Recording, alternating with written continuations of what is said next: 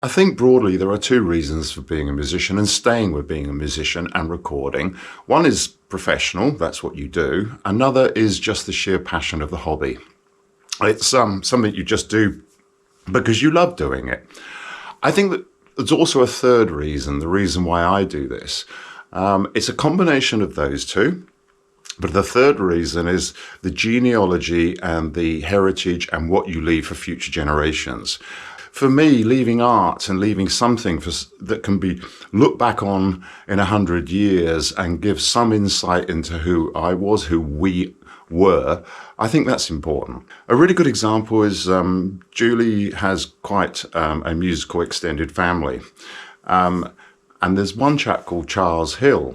I think he's a great uncle-in-law.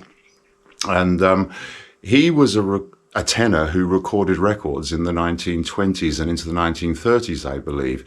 And in fact, his records were played by a chap called Christopher Stone, who was the first ever DJ for BBC Radio in the UK. We're talking 100 years here ago. And that was quite a thing at the time. That was quite revolutionary because BBC broadcasts were live. They didn't play records until they did play records. Anyway, great uncle Charles Hill was a professional musician.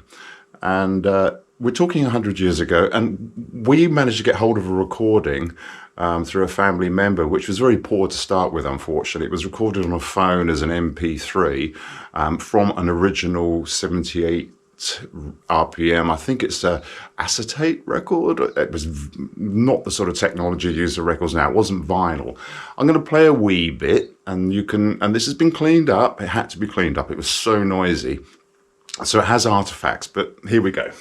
Just like a smile beyond umbrella on a rainy day. And if you're feeding like a tell her. It is wonderful because not only, I think, is it a wonderful song, but it's just him and a piano, and it had to be recorded live without any mistakes. And it just captures a moment of a relative 100 years ago, and it's forever now. And so it can be passed forward. So we do music, and we're not famous, and we never will be famous, but we are leaving an imprint of what we do for future generations, in the hope that 100 years' time, our descendants will be able to listen to what we thought, what we played at the time we did it, the styles we were using at the time. It's just part of that musical genealogy, if you like. And I think that's the biggest reason we keep doing this, to be honest.